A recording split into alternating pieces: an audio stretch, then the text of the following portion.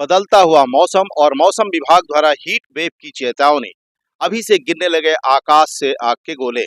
ऐसी स्थिति में जनजीवन का प्रभावित होना स्वाभाविक है। जब जब मौसम करवट लेता है, ऐसे में बड़े बूढ़े या नौजवान सर्दी, खांसी, जुकाम, बुखार, डायरिया, मलेरिया से तो कभी टाइफाइड जैसे बीमारियों के चपेट में आ ही जाते हैं। स्वाभाविक है, अस्पताल में भीड़ भाड़ बढ़ने लगती है।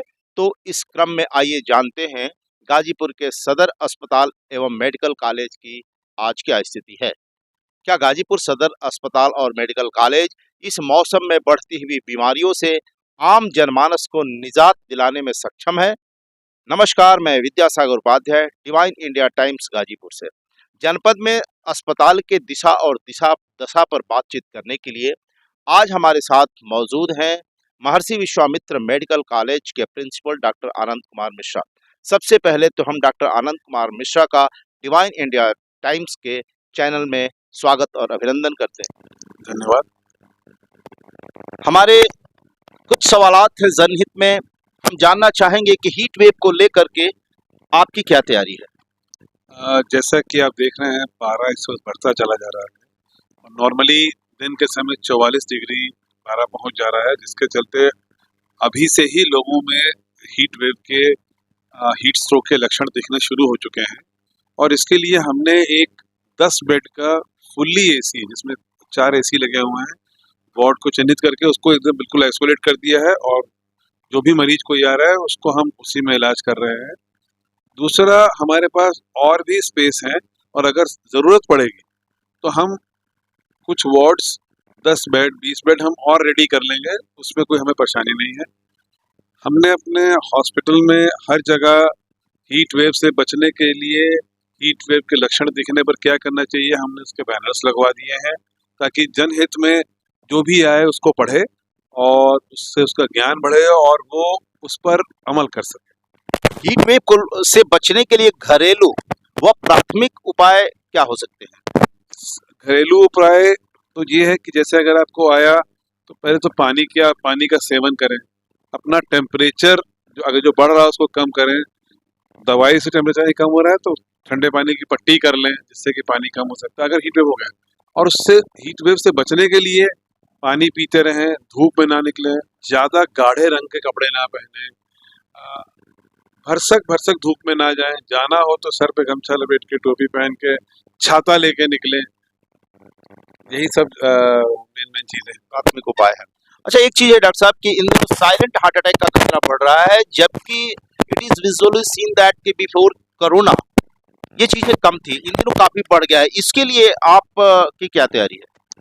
साइलेंट हार्ट अटैक केस जो है कोरोना से, इसको हम अगर लिंक करें तो अभी इसमें कोई स्टडी ऐसा आई नहीं है। स्पेकुलेशंस हैं, लोग कहते हैं कि भाई कोरोना आने के बाद साइलेंट अटैक बढ़ा है। और साइलेंट हार्ट अटैक का सबसे बड़ा कारण तो डायबिटीज़ होता है। तो सबसे पहले लोगों को अपना शुगर कंट्रोल में रखना चाहिए और शुगर वाले पेशेंट को अपना रेगुलर कार्डियक प्रोफाइल और हर चीज़ चेक कराते रहना चाहिए, ताकि जिससे कि उसको पता लगे कि उसके अंदर कोई डायबिटीज़ के कॉम्प्लिकेशंस के सिम्टम्स तो नहीं डेवलप हो रहे हैं। डायबिटिक पेशेंट को ये ज़्यादा खतरा है, ये हर एक व्यक्ति को अपने कंसल्टेंट के केयर में रहना होगा। और इस क्रम में रेफरिंग केसेस आजकल बढ़ रही हैं। इस केस में मैं बताऊंगा आपको सर कि जो CHC, PHC, सामुदायिक स्वास्थ्य केंद्र और जो प्री स्वास्थ्य केंद्र वगैरह जो हैं, हमारे आंगनबाड़ी, जितने भी हमारे स्वास्थ्य केंद्र है जिले में संचालित, वो रेफरल के रूप में जाने जाते हैं। इस क्रम में एक क्वेश्चन ये उठता है सर कि मतलब गाजीपुर का सदर हॉस्पिटल भी रेफरल के केस में दिनों दिन बढ़ता जा रहा है, ऐसा क्यों? देखिए, इसमें जो अगर आप डाटा कंपेयर करेंगे पहले से, तो परसेंटेज ऑफ रेफरल केसेस पहले से बहुत कम हुए हैं। मैं आपको ज़मीनी तौर पे बता रहा हूँ कि पहले 500 केस आते थे तो 50 रेफर होते थे। आज की डेट में 2000 केस आते हैं तो 60 या 65 रेफर। तो आप परसेंटेज देखेंगे कम हो गया है। और परसेंटेज की कमी हम लोग देख रहे हैं। नंबर आप उसी को 2000 को 65 में देख लीजिए और 500 में 50 देख लीजिए, तो ज़मीन आसमान का। ऐसा नहीं है कि रेफरल बढ़ रहा है, रेफरल कम ही हो रहे हैं। मेडिकल कॉलेज के स्टैब्लिश होने से ये परसेंटेज काफ़ी कम है, यहाँ माकूल इलाज मिल रहा है। ऐसा मेडिकल कॉलेज के प्रिंसिपल डॉक्टर अनंत कुमार मिश्रा का कहना है। इस क्रम में यह मैं कहूँगा सर कि सरकार चाहती है कि यहाँ से रेफरिंग कम हो, पेशेंट्स रेफर कम हो, यहीं पर उनका माकूल इलाज कराया जाए, सारी व्यवस्था कराई जाए, जबकि ऐसा हो नहीं रहा है। तो इस दिशा में अभी करेंटली क्या प्रयास चल रहा है? ये हम लोग का जो मेडिकल कॉलेज खुला था, तो शुरू में हम लोग की अक्सर मीटिंग होती थी, तो जिसमें हम लोग को बताया जाता था कि आपका मेन पर्पस रेफरल कम करना है, आपका बेसिक इलाज वही हो जाए। मेडिकल कॉलेज खोलने का सरकार का, शासन का कारण यही था कि जो हायर सेंटर्स हैं, जैसे बीएचयू हुआ, केजीएमसी हुआ, एसजीपीजीआई हुआ, या हम कई पेशेंट्स को दिल्ली जाना पड़ता है, उनके ऊपर लोड कम हो, बेसिक इलाज यही हो जाए। तो धीरे धीरे उस तरफ सुविधाएं बढ़ाने का प्रयास किया जा रहा है, और पहले से हमारे यहाँ सुविधाएं बढ़ी भी हैं, हमने उसके लिए प्रयास भी किया है। और कोई केस आते हैं, जैसे पहले सीटी स्कैन शाम में नहीं होता था, अब हमारे यहाँ सीटी स्कैन 24 घंटे खुला रहता है। शीघ्र ही यहाँ एमआरआई भी आ जाएगा, तो रेफरल केसेस और कम हो जाएंगे, कि देखते हुए कि अगर बहुत सीरियस है तो हमें भेजना है कि नहीं भेजना है। प्लस मैं अपनी तरफ से प्रयासरत हूँ कि इस जिले में मैं एक कार्डियोलॉजिस्ट, एक न्यूरोसर्जन और एक न्यूरोलॉजिस्ट कुछ शीघ्र ही अब एक कॉलेज ज्वाइन कर सकूं, ताकि रेफरल रेट यहाँ पे कम होके 10% से भी कम होके वो 2 या 3% हो जाए। क्रिटिकल केसेस में भी रेफरल केसेस को कम करने का प्रयास किया जा रहा है। तो आपके यहाँ अभी कितने वेंटिलेटर्स हैं? हमारे यहाँ करीब लगभग 69 वेंटिलेटर्स हैं, दोनों हॉस्पिटल मिला के, महिला और पुरुष अस्पताल में। महिला हॉस्पिटल की बात करें तो वहाँ पीडियाट्रिक वेंटिलेटर तो है नहीं आपके यहाँ? पीडियाट्रिक वेंटिलेटर यहाँ पे अवेलेबल है, हमने मंगा रखा है, और बहुत जल्दी मैंने इसकी घोषणा भी की थी कि बहुत जल्दी जब ये नया अस्पताल जो बना है 100 शैय्या युक्त महिला चिकित्सालय, उसमें हम पीडियाट्रिक वार्ड भी शुरू कर देंगे और पीडियाट्रिक ओपीडी भी शुरू कर देंगे, ताकि दोनों ही जच्चा और बच्चा का इलाज वही हो सके। इस क्रम में बबल सी पैप भी वेंटिलेटर आपके पास 2 है, तो इसका भी अभी तक आपके मेडिकल कॉलेज में ही रखा हुआ है, जबकि इसकी आवश्यकता महिला अस्पताल को है। तो अभी तक आपने वहाँ क्यों नहीं भेज पाए? में भेज दिया है, और एनेस्थीसिया की टीम हमारी थी, वहाँ पे ऑपरेशन होते हैं, उसकी जरूरत पड़ती है, वहाँ रखा हुआ है, वहाँ पहुँचा दिया, बट वो फंक्शनल नहीं है। वो मैं उसको अगर चेक कर लेता हूँ, अगर होगा तो मैं उसकी इमीडिएटली कार्रवाई करा कर उसको सही करा दूंगा। वैसे लेकिन मेरी जानकारी में अभी तक वो मेरे संज्ञान में आया नहीं है क्यों। तो एक चीज और है कि मुझे लगता है कि महिला हॉस्पिटल में ये चीजों को होने से काफी लोगों को दूर दराज नहीं जाना पड़ेगा, और उसकी व्यवस्था वहीं महिला अस्पताल में हो सकती है। एक समस्या आपके सामने होगी मुझे लगता है, जिसका जिक्र आपने नहीं किया, ऑक्सीजन की व्यवस्था नहीं है, लेकिन नई बिल्डिंग में ऑक्सीजन की व्यवस्था करा दी गई है। तो प्लांट लगा हुआ है, और आज ही मैंने सुबह अपने फार्मासिस्ट को, जो कि गोरा बाजार में बैठते हैं, चीफ फार्मासिस्ट को मैंने भेजा, जिनके अंडर की पूरा का पूरा ऑक्सीजन स्टोर, ऑक्सीजन में टैंक का स्टोर उनके अंडर है, उनको मैंने भेजा वहाँ देखने के लिए। और उन्होंने मुझे बताया कि सर कहाँ कहाँ ऑक्सीजन टैंक्स की कमी है, सिलेंडर्स की कमी है, ऑक्सीजन सिलेंडर उन्होंने उपलब्ध भी करा दिए हैं। और मैं जल्दी ही लाइन खींच के, जो नए हॉस्पिटल में, नए हॉस्पिटल के अंदर ऑक्सीजन पाइपलाइन लगी हुई है, उसको जो ऑक्सीजन प्लांट से मैं कनेक्ट कर दूंगा, ताकि ऑक्सीजन की सुविधा अंदर अंदर ही मिलती है। इस क्रम में स्टाफ नर्सों का वेंटिलेटर ट्रेनिंग का क्या प्लान? हम लोग ट्रेनिंग कराते रहते हैं, और इसके लिए मैंने एनेस्थेटिस्ट जो हमारे हैं, एनेस्थीसियोलॉजिस्ट, उनसे मैंने रिक्वेस्ट भी की है, और मैंने कहा भी है कि आप छोटी छोटी टुकड़ी बना के सबको ट्रेन करिए, ताकि पेशेंट का इंट्यूबेशन, पेशेंट का केयर में हर समय अगर डॉक्टर कभी इधर उधर निकलता है तो स्टाफ जो है प्रॉपरली उसको हैंडल कर सके। और हमारे पास कुछ स्टाफ्स हैं जो भी ट्रेंड है, उनकी भी हम मदद लेके बाकी स्टाफ को ट्रेनिंग करने में हम शुरू कर रहे हैं। बिल्कुल। इस केस में अभी जैसे ही गर्मी स्टार्ट हो रही है, तो गर्मी और बरसात में स्नेक बाइटिंग के केसेस बहुत आते हैं। तो स्नेक बाइटिंग या रिस्पिरेटरी सिस्टम के फेल्योरिटी में मुझे लगता है कि फंक्शनल आईसीयू का बहुत बड़ा योगदान है। तो इसके लिए आपकी क्या व्यवस्था और तैयारी क्या है?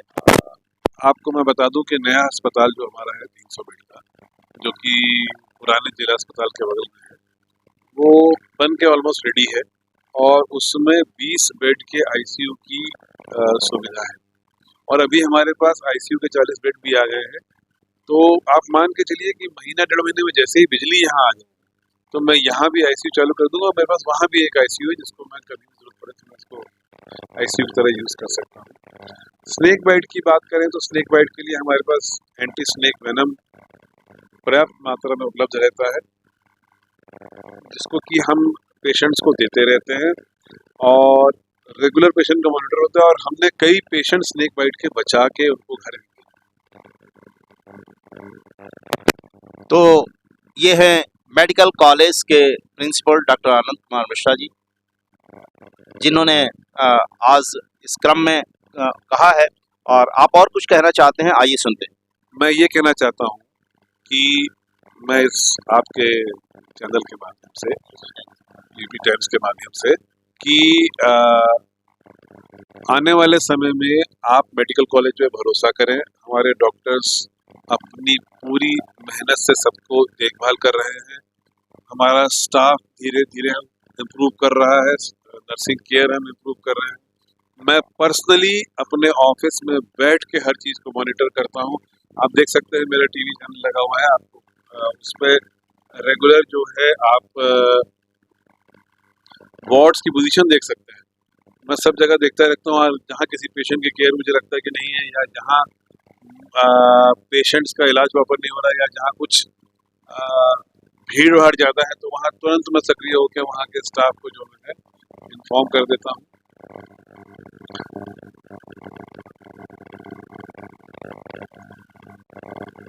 और आने वाले समय में आपको बहुत जल्दी MRI यहाँ मिलेगा। MRI जिससे कि रात बिरात पेशेंट को कोई बहुत सीरियस ज़रूरत है, कोई नॉर्मल MRI होती रहेंगे, और अगर किसी को इमरजेंसी में ज़रूरत पड़ेगी तो वो ये है, यहाँ से सारी मॉनिटरिंग होती है। मैं एक बार जरूर कैमरा को टर्न ऑन करूँगा। ये यहाँ सभी बेड की कंडीशन, सिचुएशन और मरीजों की स्थिति यहाँ से पता चलता है।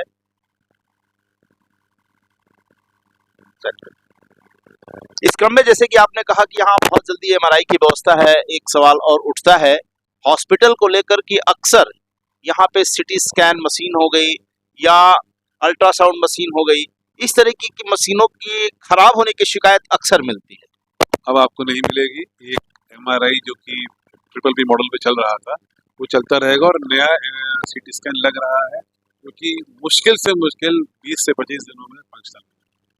उसका सब कुछ शुरू हो चुका है, उसका कमरा भी बन चुका है, लाइसेंस प्रक्रिया पूरी हो चुकी है। मशीन इंस्टॉल होने में जितना टाइम लगे, मशीन आ भी चुकी है, वो इंस्टॉल में जितना टाइम लगेगा, मतलब तो आपका 2 MRI मशीन हो जाएगी। अल्ट्रासाउंड की दिक्कत मशीन की दिक्कत नहीं है, अल्ट्रासाउंड की दिक्कत केवल एक सोनोलॉजिस्ट की कमी है, और जो कि कमी लगभग हर जिले में है, क्योंकि सोनोलॉजिस्ट ज़्यादा लोग ज्वाइन नहीं करते हैं। और ये हमको लाने में पूरा प्रयास कर रहे हैं कि और सोनोलॉजिस्ट आएँ, लेकिन उसमें थोड़ा सा हम सक्सेसफुल है। लेकिन भविष्य में हम प्रयास करेंगे कि हम सोनोलॉजिस्ट ला सकें। सोनोलॉजी की पढ़ाई आपके यहाँ नहीं है? नहीं, रेडियोलॉजी की पढ़ाई अभी शुरू नहीं हुई। वो जब हमारा फर्स्ट बैच MBBS करके निकल जाएगा, उसके बाद उसमें स्टूडेंट को ही ट्रेनिंग करना होता है, वो सोनोलॉजिस्ट। तो आपने सुना डॉक्टर आनंद कुमार मिश्रा जी को, जो विश्वामित्र मेडिकल कॉलेज के प्रिंसिपल हैं, जो पूरे जिले के CHC, PHC और हॉस्पिटल को भी आप मॉनिटरिंग। मैं केवल मेडिकल कॉलेज मॉनिटरिंग करता हूँ। हाँ, CHC, PHC का मॉनिटरिंग CMO साहब के अंडर आती है, वो मेरे अंडर नहीं। सॉरी, CHC, PHC की मॉनिटरिंग यहाँ मेडिकल हॉस्पिटल के CMO साहब देखते हैं। आप मेडिकल कॉलेज से संबंधित सारी व्यवस्थाओं को चुस्त दुरुस्त करने में लगे हुए हैं। तमाम सारे मॉडर्नाइजेशन मशीन और जो रिक्वायर्ड चीज़ें हैं, जिन मरीजों को बनारस जाना होता है उनके लिए बनारस ना जाना पड़े, किसी अन्य हॉस्पिटल में ना जाना पड़े, इसके लिए आपने तैयारी कर रखी है। कुछ मशीनें आ गई हैं जो अबाउट टू फंक्शन मोड में है। इस क्रम में एक मैं जरूर आपसे पूछना चाहूँगा कि हीट वेव में बच्चे काफ़ी प्रभावित होते हैं, तो आपके यहाँ पीडियाट्रिक कितने? पीडियाट्रिक वार्ड भी है, लगभग 25 बेड का है, और 50 बेड का वार्ड पीडियाट्रिक और नए बेड में वही 15 से 20 दिन में बिजली का कनेक्शन होगा, तो वो भी हम बिल्कुल चालू करेंगे। और अगर बिल्कुल इमरजेंसी आती है तो हम इमरजेंसी में कहीं ना कहीं से कनेक्शन लेके हम तुरंत चालू करते हैं अगर स्थिति कहीं गंभीर होती है। लेकिन अभी वैसा नहीं है, तो इसलिए हम लोग ने मेंटेन करके रखा हुआ है। जरूरत पड़ेगी तो हम 1 से 2 दिन में कर देंगे। पिछले साल हमें डेंगू के समय एकदम से जरूरत पड़ी कि हमारे बेड कम पड़ रहे थे, मरीज आ रहे थे, हमने 30 बेड का तुरंत इंतजाम कर दिया था। 48 घंटे में 30 बेड चालू कर दिया था। तो ऐसी जरूरत पड़ेगी तो हम 48 घंटे में 50 बेड 100 बेड चालू कर। हीट वेव के चलते बच्चों को कोई परेशानी नहीं होगी, बेड अवेलेबल हैं, डॉक्टर्स भी रेडी हैं और हॉस्पिटल्स के सारे सिस्टम भी रेडी है।